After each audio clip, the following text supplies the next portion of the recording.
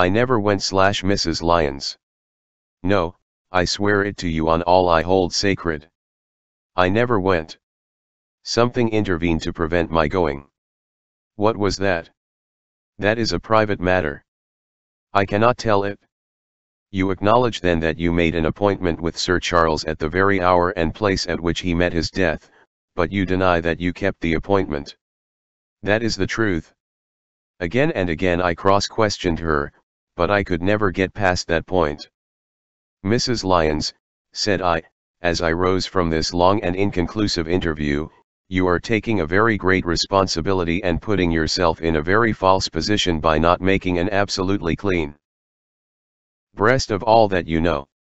If I have to call in the aid of the police, you will find how seriously you are compromised. If your position is innocent, why did you in the first instance deny having written to Sir Charles upon that date? Because I feared that some false conclusion might be drawn from it, and that I might find myself involved in a scandal. And why were you so pressing that Sir Charles should destroy your letter? If you have read the letter you will know. I did not say that I had read all the letter. You quoted some of it. I quoted the postscript. The letter had, as I said, been burned, and it was not all legible. I ask you once again why it was that you were so pressing that Sir Charles should destroy this letter which he received on the day of his death. The matter is a very private one. The more reason why you avoid a public investigation. I will tell you, then. If you have heard anything of my unhappy history, you will know that I made a rash marriage and had reason to regret it. I have heard so much. My life has been one incessant persecution from a husband whom I abhor. The law is upon his side, and every day I am faced by the possibility that he may force me to live with him.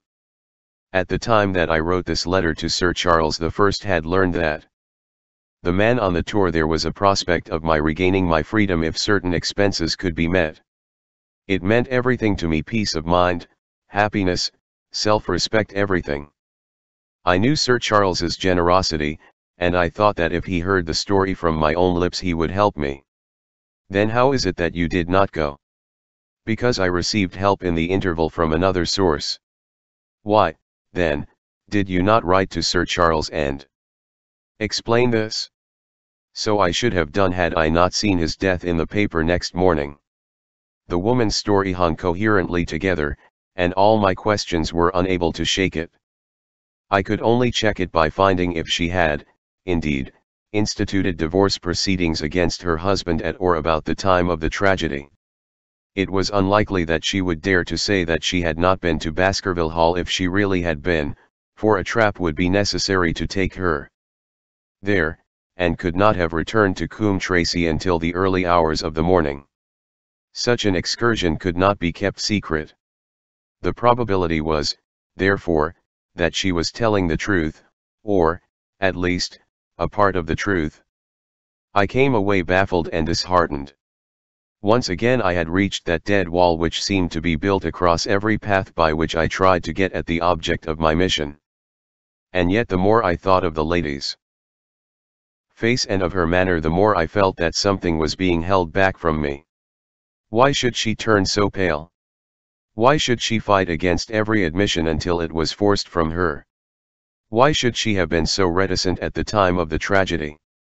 Surely the explanation of all this could not be as innocent as she would have me believe.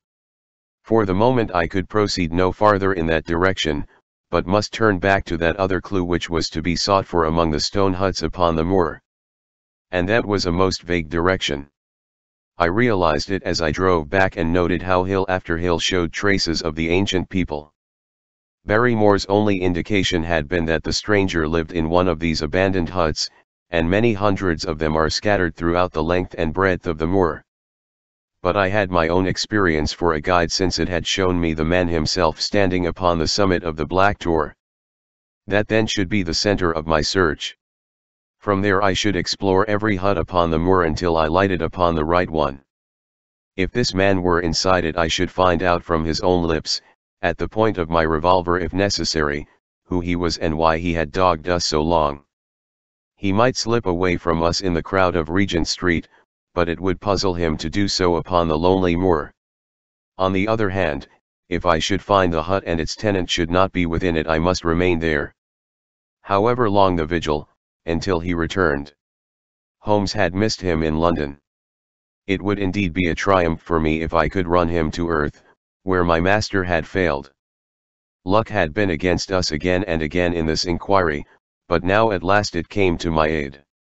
And the messenger of good fortune was none other than Mr. Frankland, who was standing, grey-whiskered and red-faced, outside the gate of his garden, which opened onto the high road along which I travelled. "Good day, Dr. Watson," cried he, with unwonted good humour, "you must really give your horses a rest, and come in to have a glass of wine and to congratulate me." My feelings towards him were far from being friendly after what I had heard of his treatment of his daughter, but I was anxious to send Perkins and the wagonette home, and the opportunity was a good one. I alighted and sent a message to Sir Henry that I should walk over in time for dinner. Then I followed Frankland into his dining room. "It is a great day for me, sir, one of the red-letter days of my life," he cried, with many chuckles. "I have brought off a double event. I mean to teach them in these parts that law is law, and that there is a man here who does not fear to invoke it. I have established a right-of-way through the centre of Old Middleton's Park, slap across it, sir, within 100 yards of his own front door. What do you think of that? We'll teach these magnates that they cannot ride roughshod over the rights of the commoners, confound them." And FVE closed the wood where the Fernworthy folk used to picnic. These infernal people seem to think that there are no rights of property, and that they can swarm where they like with their papers and their bottles.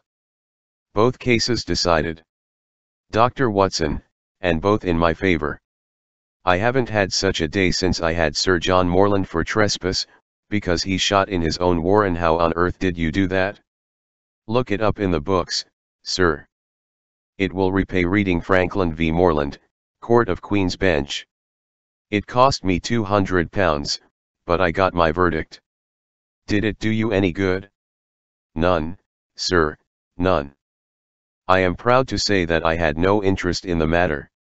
I act entirely from a sense of public duty.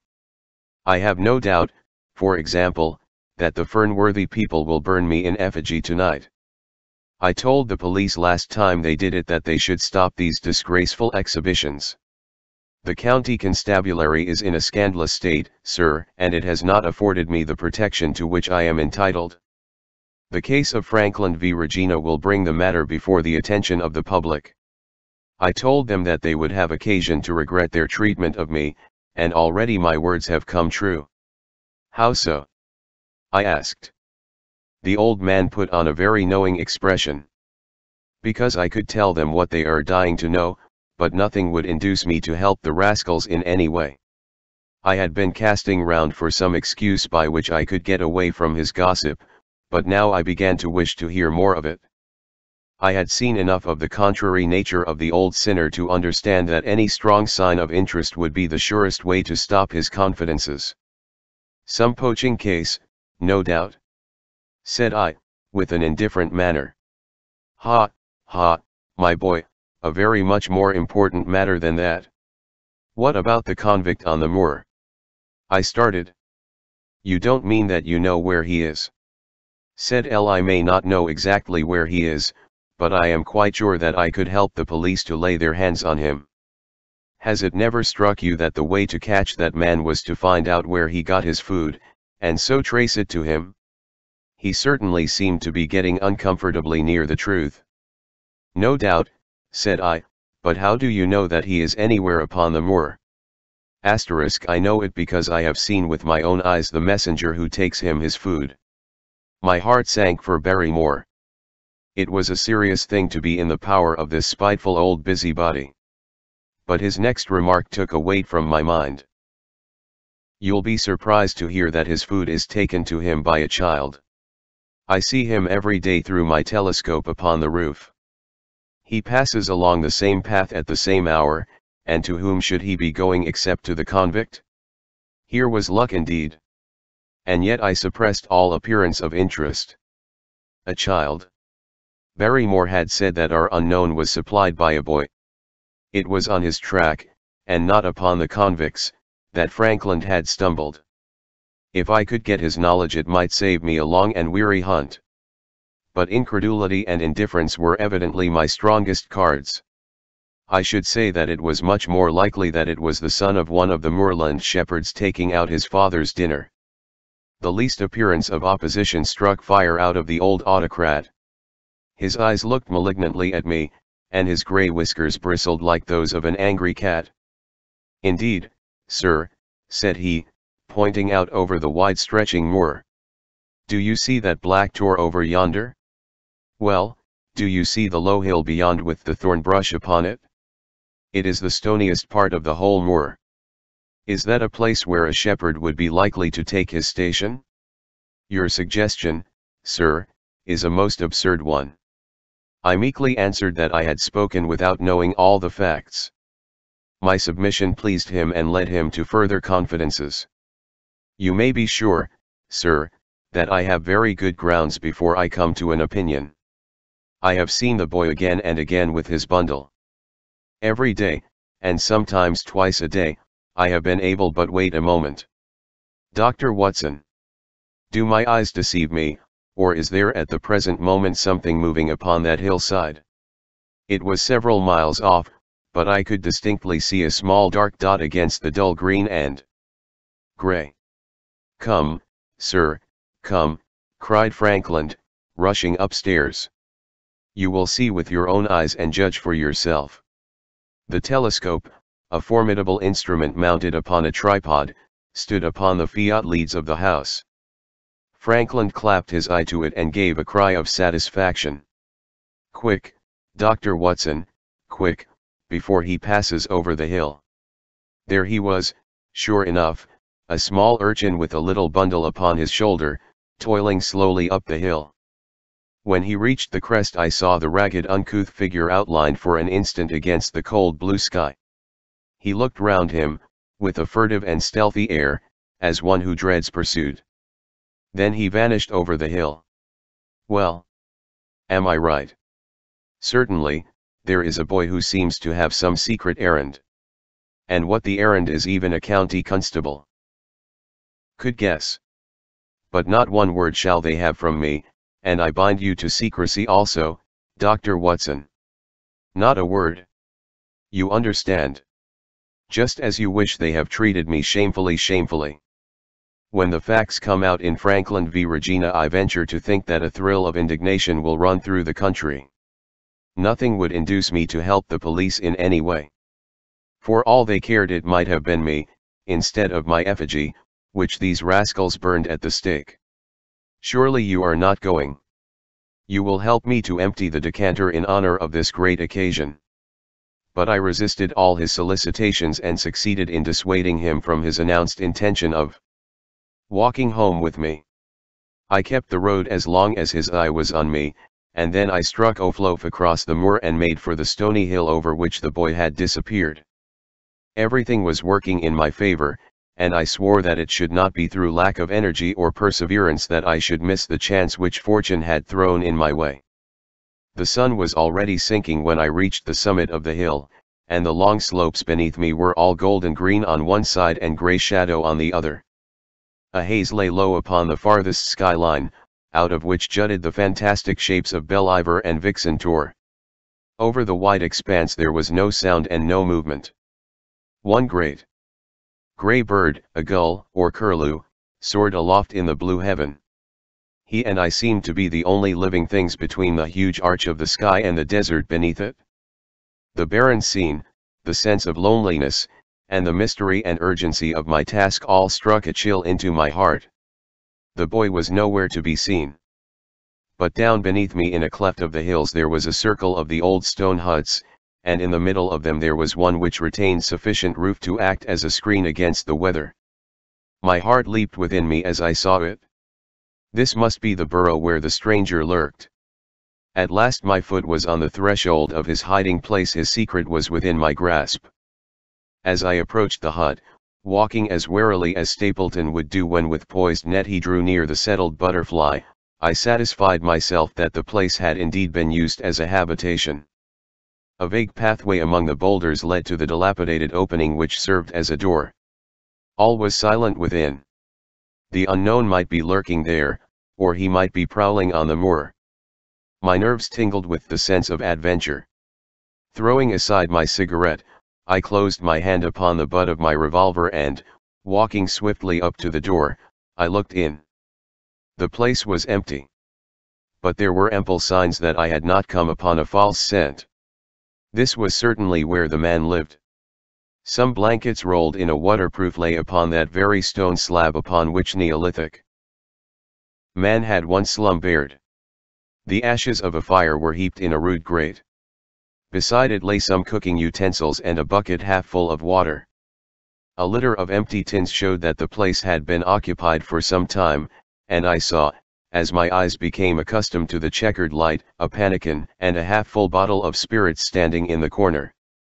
In the middle of the hut a flat stone served the purpose of a table, and upon this stood a small cloth bundle, the same, no doubt, which I had seen through the telescope upon the shoulder of the boy. It contained a loaf of bread, a tin tongue, and 2 tins of preserved peaches. As I set it down again, after having examined it, my heart leaped to see that beneath it there lay a sheet of paper with writing upon it. I raised it, and this was what I read, roughly scrawled in pencil: "Dr. Watson has gone to Coombe Tracey." For a minute I stood there with the paper in my hands thinking out the meaning of this curt message. It was I, then, and not Sir Henry, who was being dogged by the secret man. He had not followed me himself, but he had set an agent, the boy, perhaps upon my track, and this was his report. Possibly I had taken no step since I had been upon the moor which had not been observed and repeated. Always there was this feeling of an unseen force, a fine net drawn round us with infinite skill and delicacy, holding us so lightly that it was only at some supreme moment that one realized that one was indeed entangled in its meshes. If there was one report there might be others, so I looked round the hut in search of them. There was no trace, however, of anything of the kind, nor could I discover any sign which might indicate the character or intentions of the man who lived in this singular place, save that he must be of Spartan habits, and cared little for the comforts of life. When I thought of the heavy rains and looked at the gaping roof, I understood how strong and immutable must be the purpose which had kept him in that inhospitable abode. Was he our malignant enemy, or was he by chance our guardian angel? I swore that I would not leave the hut until I knew. Outside the sun was sinking low and the west was blazing with scarlet and gold. Its reflection was shot back in ruddy patches by the distant pools which lay amid the great Grimpen mire. There were the 2 towers of Baskerville Hall, and there a distant blur of smoke which marked the village of Grimpen. Between the two, behind the hill, was the house of the Stapletons. All was sweet and mellow and peaceful in the golden evening light, and yet as I looked at them my soul shared none of the peace of nature, but quivered at the vagueness and the terror of that interview which every instant was bringing nearer. With tingling nerves, but a fixed purpose, I sat in the dark recess of the hut and waited with somber patience for the coming of its tenant. And then at last I heard him. Far away came the sharp clink of a boot striking upon a stone. Then another and yet another, coming nearer and nearer. I shrank back into the darkest corner, and cocked the pistol in my pocket, determined not to discover myself until I had an opportunity of seeing something of the stranger. There was a long pause which showed that he had stopped. Then once more the footsteps approached and a shadow fell across the opening of the hut. "It is a lovely evening, my dear Watson," said a well-known voice. "I really think that you will be more comfortable outside than in." 12 Death on the moor. For a moment or two I sat breathless, hardly able to believe my ears. Then my senses and my voice came back to me, while a crushing weight of responsibility seemed in an instant to be lifted from my soul. That cold, incisive, ironical voice could belong to but one man in all the world. "Holmes!" I cried. "Holmes!" "Come out," said he, "and please be careful with the revolver." I stooped under the rude lintel, and there he sat upon a stone outside, his grey eyes dancing with amusement as they fell upon my astonished features. He was thin and worn, but clear and alert, his keen face bronzed by the sun and roughened by the wind. In his tweed suit and cloth cap he looked like any other tourist upon the moor, and he had contrived, with that cat-like love of personal cleanliness which was one of his characteristics, that his chin should be as smooth and his linen as perfect as if he were in Baker Street. "I never was more glad to see anyone in my life," said I, as I wrung him by the hand. "Or more astonished, at—" "Well, I must confess to it. The surprise was not all on one side, I assure you. I had no idea that you had found my occasional retreat, still less that you were inside it, until I was within 20 paces of the door. My footprint, I presume." "No, Watson, I fear that I could not undertake to recognize your footprint amid all the footprints of the world. If you seriously desire to deceive me you must change your tobacconist, for when I see the stub of a cigarette marked Bradley, Oxford Street, I know that my friend Watson is in the neighborhood. You will see it there beside the path. You threw it down, no doubt, at that supreme moment when you charged into the empty hut." "Exactly. I thought as much, and knowing your admirable tenacity I was convinced that you were sitting in ambush, a weapon within reach, waiting for the tenant to return. So you actually thought that I was the criminal." "I did not know who you were, but I was determined to find out." "Excellent, Watson. And how did you localize me?" "You saw me, perhaps, on the night of the convict hunt, when I was so imprudent as to allow the moon to rise behind me?" "Yes, I saw you then." "And have no doubt searched all the huts until you came to this one." "No, your boy had been observed, and that gave me a guide where to look." "The old gentleman with the telescope, no doubt." "I could not make it out when first I saw the light flashing upon the lens." He rose and peeped into the hut. "Ha, I see that Cartwright has brought up some supplies. What's this paper? So you have been to Coombe Tracey, have you?" "Yes. To see Mrs. Laura Lyons."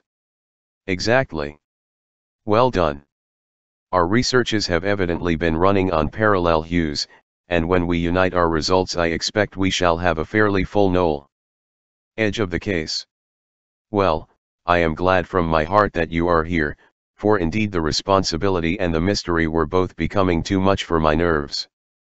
But how in the name of wonder did you come here, and what have you been doing?" "I thought that you were in Baker Street working out that case of blackmailing." "That was what I wished you to think." "Then you use me, and yet do not trust me." I cried, with some bitterness. "I think that I have deserved better at your hands." "Holmes, my dear fellow, you have been invaluable to me in this as in many other cases, and I beg that you will forgive me if I have seemed to play a trick upon you. In truth, it was partly for your own sake that I did it, and it was my appreciation of the danger which you ran which led me to come down and examine the matter for myself. Had I been with Sir Henry and you, it is confident that my point of view would have been the same as yours, and my presence would have warned our very formidable opponents to be on their guard. As it is, I have been able to get about as I could not possibly have done had I been living in the hall, and I remain an unknown factor in the business, ready to throw in all my weight at a critical moment. But why keep me in the dark? For you to know could not have helped us, and might possibly have led to my discovery. You would have wished to tell me something, or in your kindness you would have brought me out some comfort or other, and so an unnecessary risk would be run. I brought Cartwright down with me. You remember the little chap at the express office, and he has seen after my simple wants, a loaf of bread and a clean collar. What does man want more? He has given me an extra pair of eyes upon a very active pair of feet, and both have been invaluable. Then my reports have all been wasted. My voice trembled as I recalled the pains and the pride with which I had composed them. Holmes took a bundle of papers from his pocket. "Here are your reports, my dear fellow, and very well thumbed, I assure you. I made excellent arrangements, and they are only delayed 1 day upon their way. I must compliment you exceedingly upon the zeal and the intelligence which you have shown over an extraordinarily difficult case. I was still rather raw over the deception which had been practiced upon me, but the warmth of Holmes's praise drove my anger from my mind.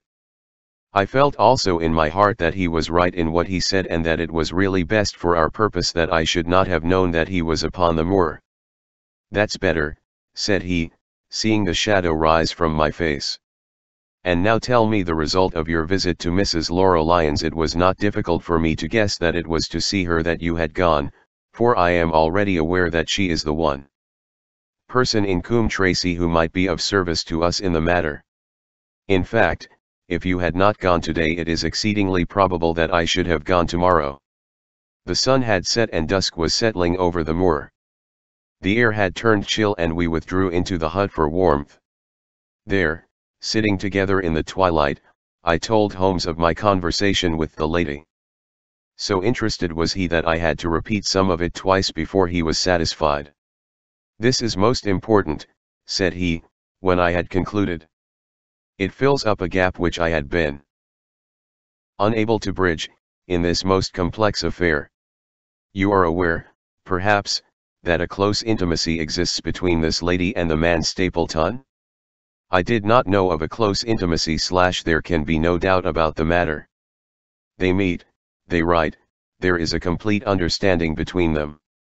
Now, this puts a very powerful weapon into our hands. If I could only use it to detach his wife. I am giving you some information now, in return for all that you have given me.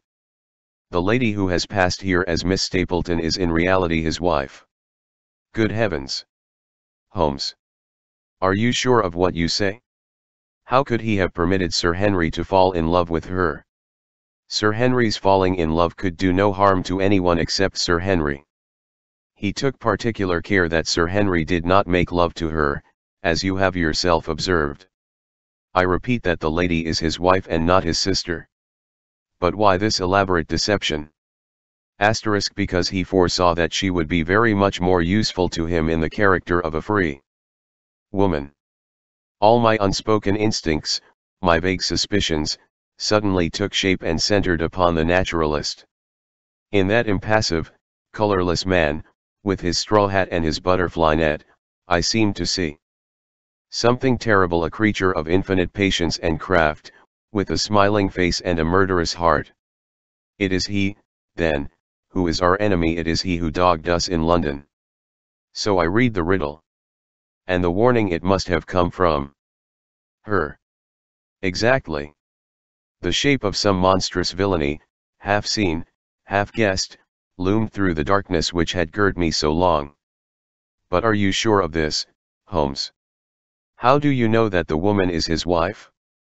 Because he so far forgot himself as to tell you a true piece of autobiography upon the occasion when he first met you, and I dare say he has many a time regretted it since.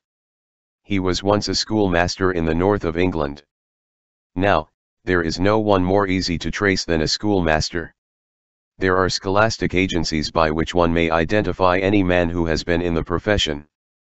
A little investigation showed me that a school had come to grief under atrocious circumstances, and that the man who had owned it, the name was different, had disappeared with his wife.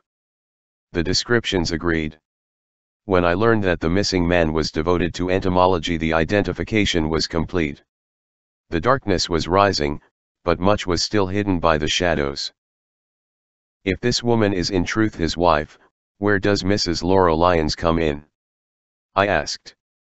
That is one of the points upon which your own researches have shed a light. Your interview with the lady has cleared the situation very much. I did not know about a projected divorce between herself and her husband. In that case, regarding Stapleton as an unmarried man, she counted no doubt upon becoming his wife. And when she is undeceived, why, then we may find the lady of service. It must be our first duty to see her, both of us, tomorrow. Don't you think, Watson, that you are away from your charge rather long? Your place should be at Baskerville Hall. The last red streaks had faded away in the west and night had settled upon the moor. A few faint stars were gleaming in a violet sky. One last question. Holmes, I said, as I rose. Surely there is no need of secrecy between you and me. What is the meaning of it all? What is he after? Holmes's voice sank as he answered, It is murder, Watson, refined, cold-blooded, deliberate murder. Do not ask me for particulars. My nets are closing upon him, even as his are upon Sir Henry, and with your help he is already almost at my mercy. There is but one danger which can threaten us. It is that he should strike before we are ready to do so. Another day, two at the most. And I have my case complete, but until then guard your charge as closely as ever a fond mother watched her ailing child.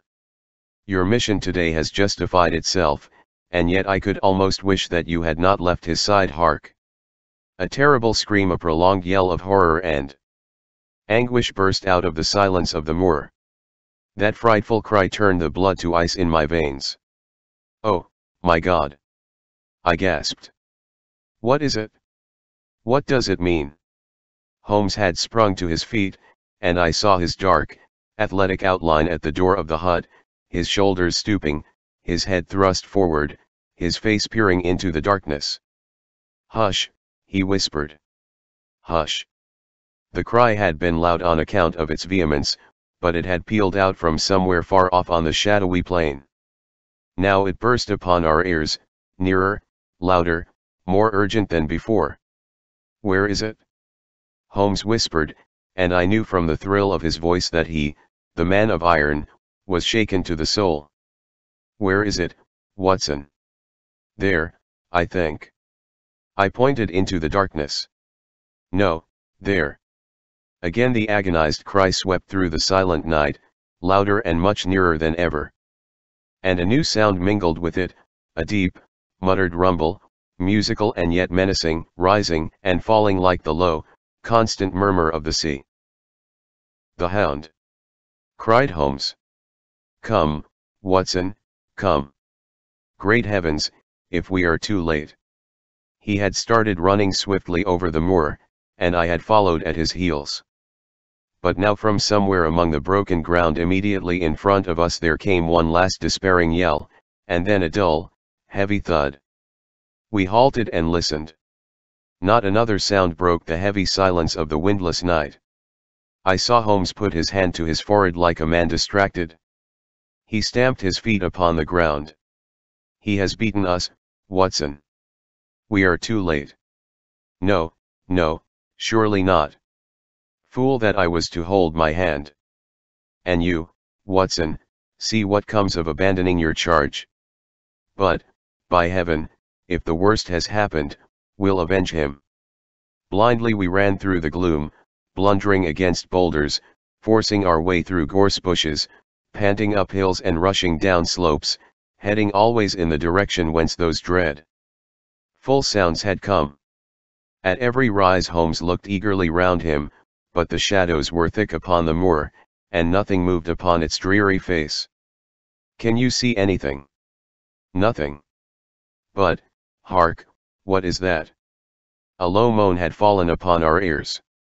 There it was again upon our left. On that side a ridge of rocks ended in a sheer cliff which overlooked a stone-strewn slope. On its jagged face was spread-eagled some dark, irregular object. As we ran towards it the vague outline hardened into a definite shape. It was a prostrate man face downwards upon the ground, the head doubled under him at a horrible angle, the shoulders rounded and the body hunched together as if in the act of throwing a somersault. So grotesque was the attitude that I could not for the instant realize that that moan had been the passing of his soul. Not a whisper, not a rustle, rose now from the dark figure over which we stooped. Holmes laid his hand upon him, and held it up again, with an exclamation of horror. The gleam of the match which he struck shone upon his clotted fingers and upon the ghastly pool which widened slowly from the crushed skull of the victim. And it shone upon something else which turned our hearts sick and faint within us, the body of Sir Henry Baskerville.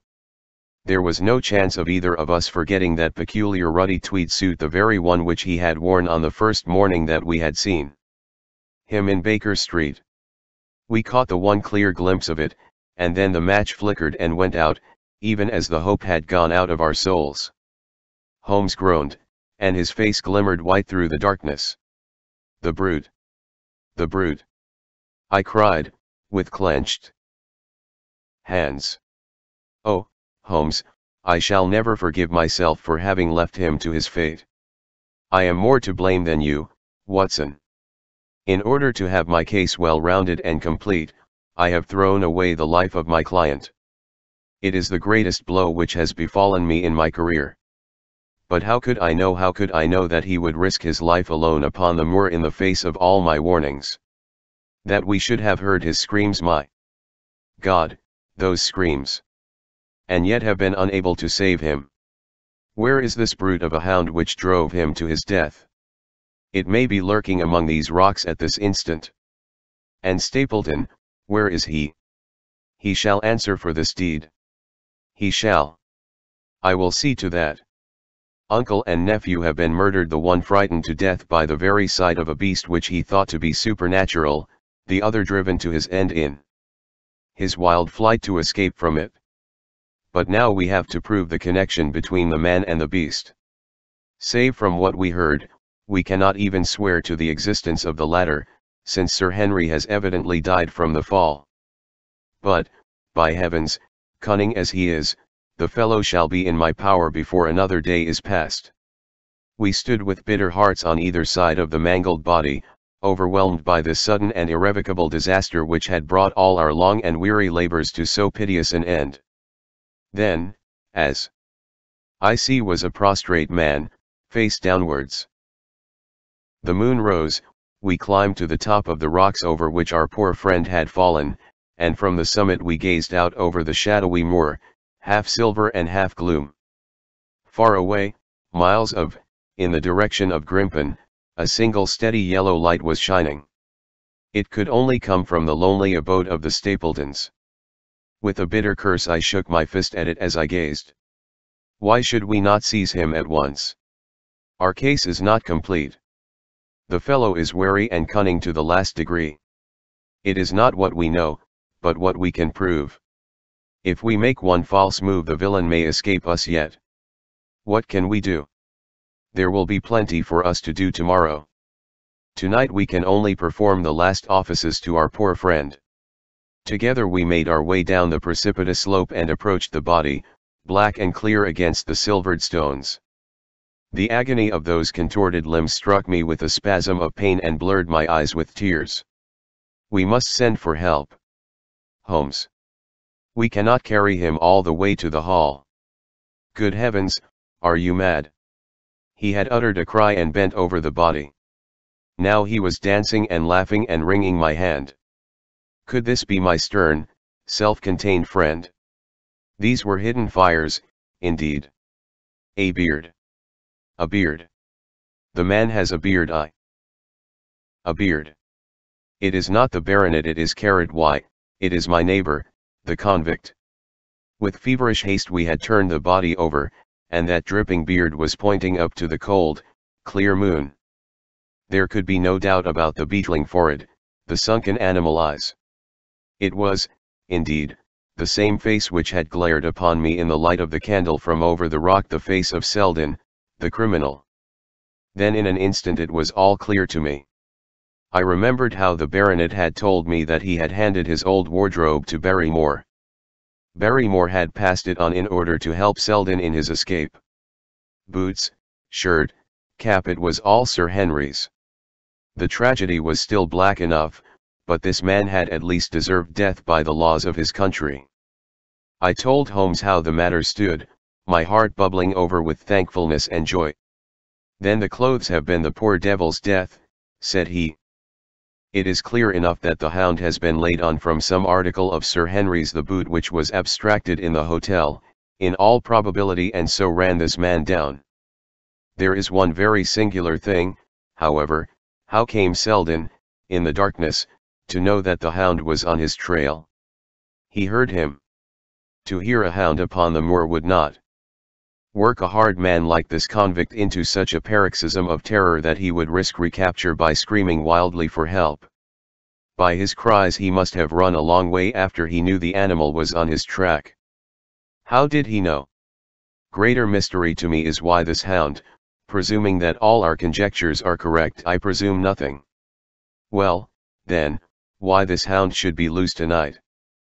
I suppose that it does not always run loose upon the moor. Stapleton would not let it go unless he had reason to think that Sir Henry would be there. My difficulty is the more formidable of the two, for I think that we shall very shortly get an explanation of yours, while mine may remain forever a mystery. The question now is, what shall we do with this poor wretch's body? We cannot leave it here to the foxes and the ravens. I suggest that we put it in one of the huts until we can communicate with the police. Exactly. I have no doubt that you and I could carry it so far. Hello. Watson, what's this? It's the man himself, by all that's wonderful and audacious. Not a word to show your suspicions, not a word, or my plans crumble to the ground. A figure was approaching us over the moor, and I saw the dull red glow of a cigar. The moon shone upon him, and I could distinguish the dapper shape and jaunty walk of the naturalist. He stopped when he saw us, and then came on again. Why, Dr. Watson, that's not you, is it? You are the last man that I should have expected to see out on the moor at this time of night. But, dear me, what's this? Somebody hurt? Not, don't tell me that it is our friend Sir Henry. He hurried past me and stooped over the dead man.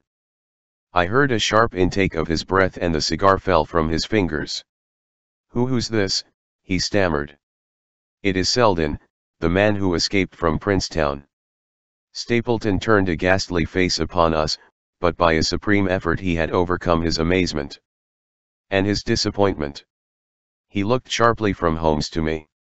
Dear me! What a very shocking affair. How did he die? He appears to have broken his neck by falling over these rocks. My friend and I were strolling on the moor when we heard a cry. I heard a cry also. That was what brought me out. I was uneasy about Sir Henry. Why about Sir Henry in particular? I could not help asking. Because I had suggested that he should come over. When he did not come I was surprised, and I naturally became alarmed for his safety when I heard cries upon the moor. By the way, his eyes darted again from my face to Holmes's. Did you hear anything else besides a cry? No, said Holmes, did you? No, what do you mean, then? Oh, you know the stories that the peasants tell about a phantom hound, and so on. It is said to be heard at night upon the moor. I was wondering if there were any evidence of such a sound tonight. We heard nothing of the kind, said L. And what is your theory of this poor fellow's death? I have no doubt that anxiety and exposure have driven him off his head. He has rushed about the moor in a crazy state and eventually fallen over here and broken his neck. That seems the most reasonable theory, said Stapleton, and he gave a sigh which I took to indicate his relief. What do you think about it, Mr. Sherlock Holmes? My friend bowed his compliments. You are quick at identification, said he. We have been expecting you in these parts since Dr. Watson came down. You are in time to see a tragedy. Yes, indeed. I have no doubt that my friend's explanation will cover the facts. I will take an unpleasant remembrance back to London with me tomorrow. Oh, you return tomorrow? That is my intention. I hope your visit has cast some light upon those occurrences which have puzzled us. Holmes shrugged his shoulders. One cannot always have the success for which one hopes. An investigator needs facts, and not legends or rumors. It has not been a satisfactory case. My friend spoke in his frankest and most unconcerned manner. Stapleton still looked hard at him. Then he turned to me. I would suggest carrying this poor fellow to my house, but it would give my sister such a fright that I do not feel justified in doing it. I think that if we put something over his face he will be safe until morning. And so it was arranged. Resisting Stapleton's offer of hospitality, Holmes and I set a fifth to Baskerville Hall, leaving the naturalist to return alone.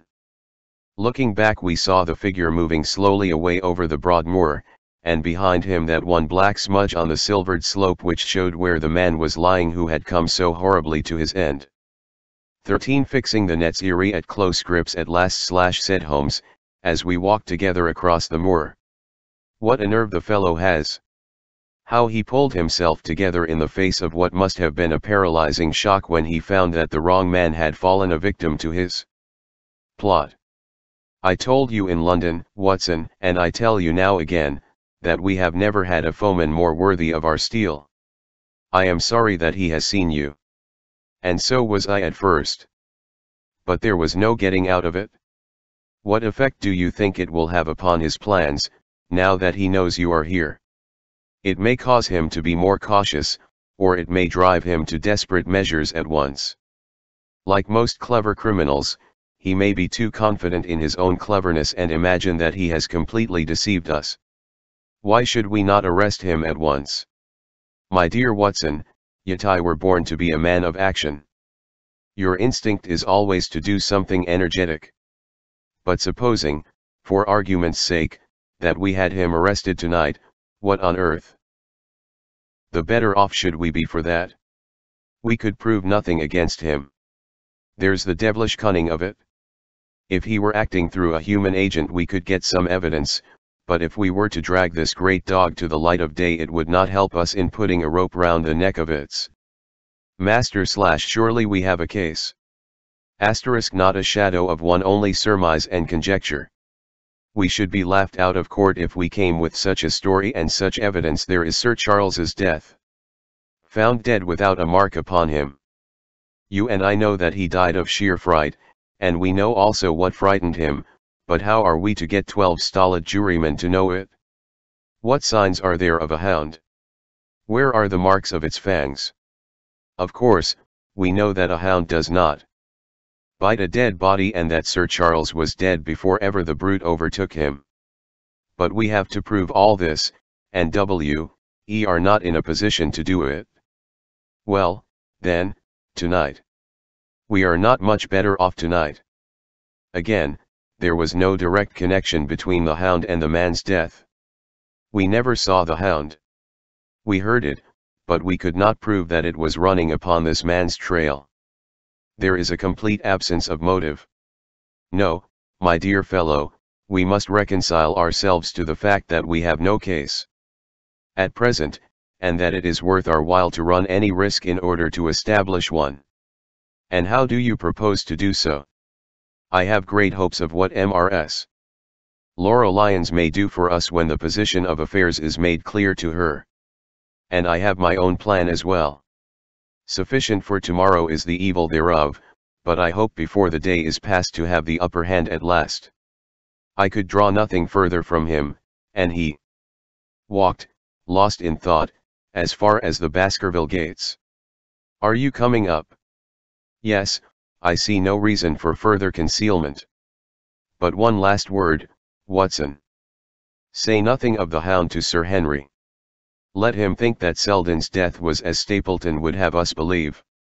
He will have a better nerve for the ordeal which he will have to undergo tomorrow, when he is engaged, if I remember your report aright, to dine with these people.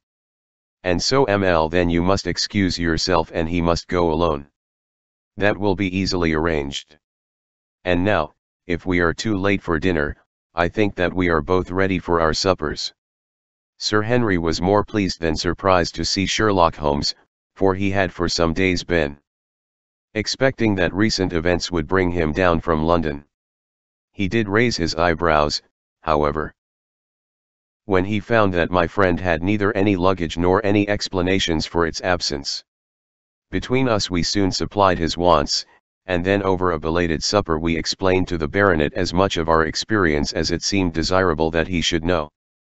But first I had the unpleasant duty of breaking the news to Barrymore and his wife. To him it may have been an unmitigated relief, but she wept bitterly in her apron. To all the world he was the man of violence, half animal and half demon, but to her he always remained the little willful boy of her own girlhood, the child who had clung to her hand. Evil indeed is the man who has not one woman to mourn him. "I've been moping in the house all day since Watson went off in the morning," said the baronet. "I guess I should have some credit, for I have kept my promise. If I hadn't sworn not to go about alone I might have had a more lively evening, for I had a message from Stapleton asking me over there." "I have no doubt that you would have had a more lively evening," said Holmes, drily. "By the way, I don't suppose you appreciate that we have been mourning over you as having broken your neck." Sir Henry opened his eyes. "How was that? This poor wretch was dressed in your clothes. I fear your servant who gave them to him may get into trouble with the police." "That is unlikely. There was no mark on any of them, as far as I know. That's lucky for him. In fact, it's lucky for all of you, since you are all on the wrong side of the law in this matter.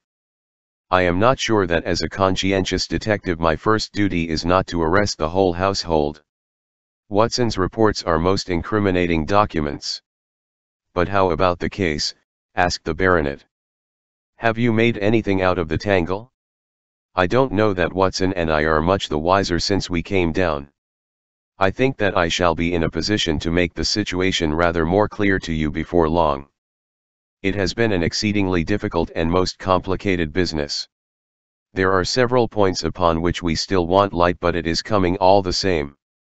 We've had one experience, as Watson has no doubt told you.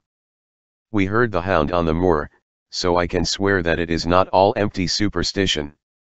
I had something to do with dogs when I was out west, and I know one when I hear one. If you can muzzle that one and put him on a chain, I'll be ready to swear you are the greatest detective of all time. I think I will muzzle him and chain him all right if you will give me your help. Whatever you tell me to do I will do." "Very good, and I will ask you also to do it blindly, without always asking the reason." "Just as you like. If you will do this I think the chances are that our little problem will soon be solved. I have no doubt." He stopped suddenly and stared fixedly up over my head into the air. The lamp beat upon his face, and so intent was it and so still that it might have been that of a clear-cut classical statue, a personification of alertness and expectation. "What is it?" we both cried. I could see as he looked down that he was repressing some internal emotion. His features were still composed, but his eyes shone with amused exultation. "Excuse the admiration of a connoisseur," said he, as he waved his hand towards the line of portraits which covered the opposite wall. "Watson won't allow that I know anything of art, but that is mere jealousy, because our views upon the subject differ. Now, these are a really very fine series of portraits." "Well, I'm glad to hear you say so," said Sir Henry, glancing with some surprise at my friend. "I don't pretend to know much about these things, and I'd be a better judge of a horse or a steer than of a picture. I didn't know that you found time for such things. I know what is good when I see it, and I see it now. That's a Kneller, I'll swear, that lady in the blue silk over yonder, and the stout gentleman with the wig ought to be a Reynolds. They are all family portraits, I presume?" "Every one." "Do you know the names?" "Barrymore has been coaching me in them, and I think I can say my lessons fairly well." "Who is the gentleman with the telescope?" "That is Rear Admiral Baskerville, who served under Rodney in the West Indies. The man with the blue coat and the roll of paper is Sir William Baskerville, who was chairman of committees of the House of Commons under Pitt.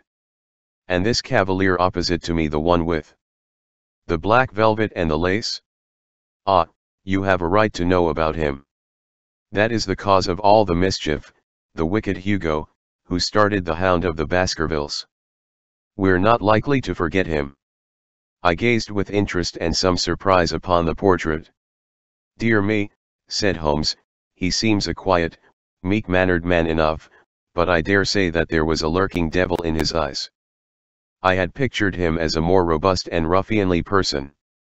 There's no doubt about the authenticity, for the name and the date, 1647, on the back of the canvas. Holmes said little more, but the picture of the old roisterer seemed to have a fascination for him, and his eyes were continually fixed upon it during supper. It was not until later, when Sir Henry had gone to his room, that I was able to follow the trend of his thoughts. He led me back into the banqueting hall, his bedroom candle in his hand, and he held it up against the time-stained portrait on the wall. "Do you see anything there?" I looked at the broad-plumed hat, the curling love locks, the white lace collar, and the straight, severe face which was framed between them. It was not a brutal countenance, but it was prim, hard, and stern, with a firm-set, thin-lipped mouth, and a coldly intolerant eye. "Is it like anyone you know?" "There is something of Sir Henry about the jaw." "Just a suggestion, perhaps. But wait an instant." He stood upon a chair, and holding up the light in his left hand he curved his right arm over the broad hat and round the long ringlets. "Good heavens!" I cried, in amazement. The face of Stapleton had sprung out of the canvas. "Ha, you see it now. My eyes have been trained to examine faces and not their trimmings. It is the first quality of a criminal investigator that he should see through a disguise. But this is marvelous. It might be his portrait. Yes, it is an interesting instance of a throw." He stood upon a chair, and curved his right arm over the broad hat and round the long, ringlets back, which appears to be both physical and spiritual. A study of family portraits is enough to convert a man to the doctrine of reincarnation. The fellow is a Baskerville, that is evident. With designs upon the succession. Exactly. This chance of the picture has supplied us with one of our most obvious missing links. We have him, Watson, we have him, and I dare swear that before tomorrow night he will be fluttering in our net as helpless as one of his own butterflies. A pin, a cork, and a card, and we add him to the Baker Street collection. He burst into one of his rare fits of laughter as he turned away from the picture. I have not heard him laugh often, and it has always boded ill to somebody. I was up betimes in the morning, but Holmes was afoot earlier still, for I saw him as I dressed coming up the drive. "Yes, we should have a full day today," he remarked, and he rubbed his hands with the joy of action. "The nets are all in place, and the drag is about to begin. We'll know before the day is out whether we have caught our big, lean-jawed pike, or whether he has got through the meshes. Have you been on the moor already?" "I have sent a report from Grimpen to Princetown as to the death of Selden.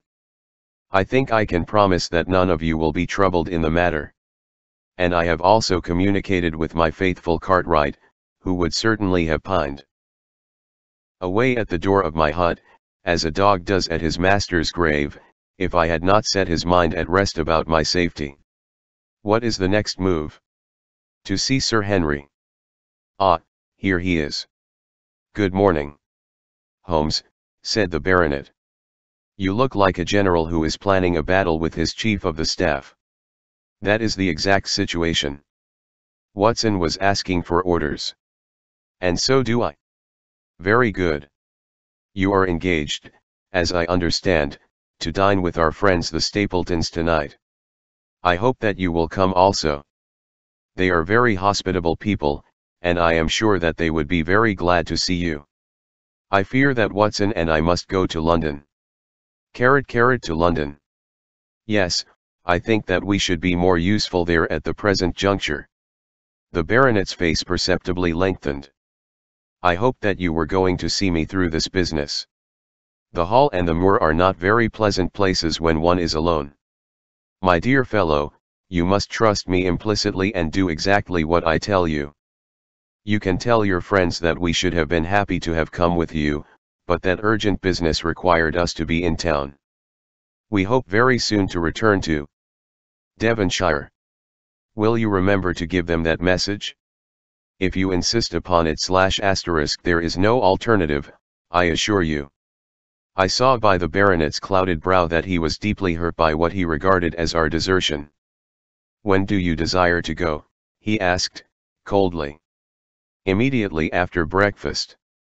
We will drive into Coombe Tracey, but Watson will leave his things as a pledge that he will come back to you. Watson, you will send a note to Stapleton to tell him that you regret that you cannot come. I have a good mind to go to London with you, said the baronet. Why should I stay here alone? Because it is your post of duty. Because you gave me your word that you would do as you were told, and I tell you to stay. All right, then, till stay. One more direction.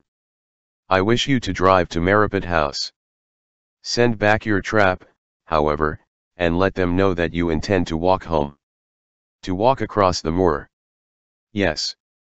But that is the very thing which you have so often cautioned me not to do. This time you may do it with safety.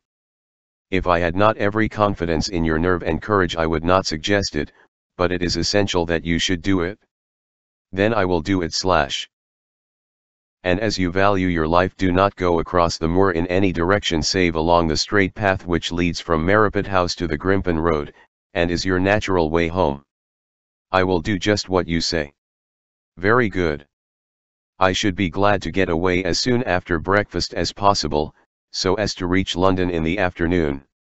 I was much astounded by this programme, though I remembered that Holmes had said to Stapleton on the night before that his visit would terminate next day. It had not crossed my mind, however, that he would wish me to go with him, nor could I understand how we could both be absent at a moment which he himself declared to be critical. There was nothing for it, however, but implicit obedience, so we bade good-bye to our rueful friend, and a couple of hours afterwards we were at the station of Coombe Tracey and had dispatched the trap upon its return journey. A small boy was waiting upon the platform. Any orders, sir? You will take this train to town, Cartwright. The moment you arrive you will send a wire to Sir Henry Baskerville, in my name, to say that if he finds the pocket-book which I have dropped he is to send it by registered post to Baker Street. Yes, sir. And ask at the station office if there is a message for me. The boy returned with a telegram, which Holmes handed to me. It ran, wire received. Coming down with unsigned warrant. Arrive 5:40. Lestrade. That is in answer to mine of this morning. He is the best of the professionals, I think, and we may need his assistance. Now, Watson, I think that we cannot employ our time better than by calling upon your acquaintance, M.R.S. Laura Lyons. His plan of campaign was beginning to be evident. He would use the baronet in order to convince the Stapletons that we were really gone, while we should actually return at the instant when we were likely to be needed. That telegram from London, if mentioned by Sir Henry to the Stapletons, must remove the last suspicions from their minds. Already I seemed to see our nets drawing closer round that lean-jawed pike. Mrs. Laura Lyons was in her office, and Sherlock Holmes opened his interview with a frankness and directness which considerably amazed her. I am investigating the circumstances which attended the death of the late Sir Charles Baskerville, said he. My friend here, Dr. Watson, has informed me of what you have communicated, and also of what you have withheld in connection with that matter. What have I withheld? She asked, defiantly. You have confessed that you asked Sir Charles to be at the gate at 10 o'clock. We know that ZLL. That was the place and hour of his death. You have withheld what the connection is between these events / there is no connection. In that case the coincidence must indeed be an extraordinary one. But I think that we shall succeed in establishing a connection after all. I wish to be perfectly frank with you, Mrs. Lyons. We regard this case as one of murder, and the evidence may implicate not only your friend M.R. Stapleton, but his wife as well. The lady sprang from her chair. His wife? She cried. The fact is no longer a secret. The person who has passed for his sister is really his wife. M.R.S. Lyons had resumed her seat. Her hands were grasping the arms of her chair, and I saw that the pink nails had turned white with the pressure of her grip. His wife, she said, again. His wife? He is not a married man. Sherlock Holmes shrugged his shoulders. Prove it to me. Prove it to me. And if you can do so. The fierce flash of her eyes said more than any words. I have come prepared to do so, said Holmes, drawing several papers from his pocket. Here is a photograph of the couple taken in York 4 years ago. It is indiced Mr. and Mrs. Vandeleur, but you will have no difficulty in recognizing him, and her also, if you know her by sight. Here are 3 written descriptions by trustworthy witnesses of Mr. and Mrs. Vandeleur, who at that time kept St. Oliver's private school. Read them, and see if you can doubt the identity of these people. She glanced at them, and then looked up at us with the set, rigid face of a desperate woman. Mr. Holmes, she said, this man had offered me marriage on condition that I could get a divorce from my husband. He has lied to me, the villain, in every conceivable way. Not one word of truth has he ever told me. And why? I imagined that all was for my own sake. But now I see that I was never anything but a tool in his hands. Why should I preserve faith with him who never kept any with me? Why should I try to shield him from the consequences of his own wicked acts? Ask me what you like, and there is nothing which I shall hold back. One thing I swear to you, and that is, that when I wrote the letter I never dreamed of any harm to the old gentleman, who had been my kindest friend. I entirely believe you, madam, said Sherlock Holmes. The recital of these events must be very painful to you, and perhaps it will make it easier if I tell you what occurred, and you can check me if I make any material mistake.